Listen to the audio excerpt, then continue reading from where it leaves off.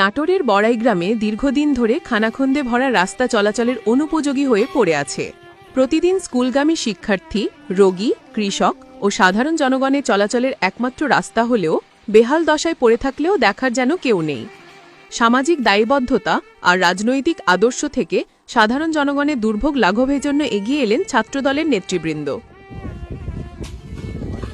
শুক্রবার দুপুরে উপজেলার ভান্ডারদহ বাজার হতে চান্দাই রাস্তা অভিমুখে কাঁচা রাস্তার বিভিন্ন খানাখন্দ নিজ খরচে এলাকার মানুষের সুবিধার্থে এই সংস্কার কার্যক্রম করা হয়।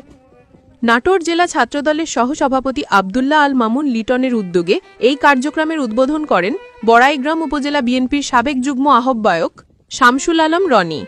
এ সময় উপস্থিত ছিলেন ইউপি সদস্য জুলফিকার আলী ভুট্টু, মুসাব্বির রহমান পল্লব, সাবেক সভাপতি ও চান্দাই ইউনিয়ন ছাত্রদল নেতা নাসিম মাঝি, ভান্ডারদহ উচ্চ বিদ্যালয়ের প্রধান শিক্ষক দেলোয়ার হোসেন, অবসরপ্রাপ্ত ম্যানেজার ফজলুর রহমান সহ বিএনপি, যুবদল ও ছাত্রদলের নেতাকর্মীরা। গ্রামের সকল সদস্যদের সঙ্গে নিয়ে স্বেচ্ছাসেবকের মাধ্যমে এই রাস্তাগুলো সংস্কার করা হবে। শুধু এখানে না, গোটা রাস্তায় যেখানে যেখানে আছে সবখানে আমরা সংস্কার করে চলাচলের একটা উপযোগী করার একটা সাময়িক একটু চেষ্টা আর কি।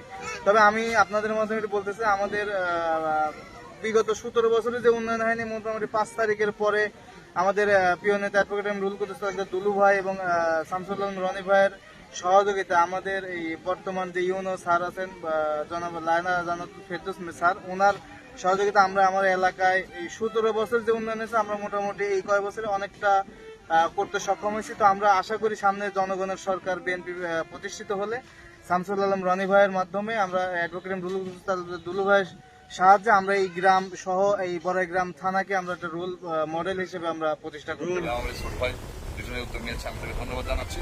দুজন আমাকে জানিয়েছে, ভাই আমরা আপনি একটু সাহায্য করবেন, আমরা এই রাস্তাটা সংস্কার করতে চাই। আমি বলছি আমার পক্ষ থেকে যতটুকু সম্ভব, আমি ক্ষুদ্র একজন রাজনৈতিক দলের কর্মী হিসাবে আমি যতটুকু সম্ভব আমি তোমাদের পাশে থাকতে চাই, তোমার সাহায্য করতে চাই।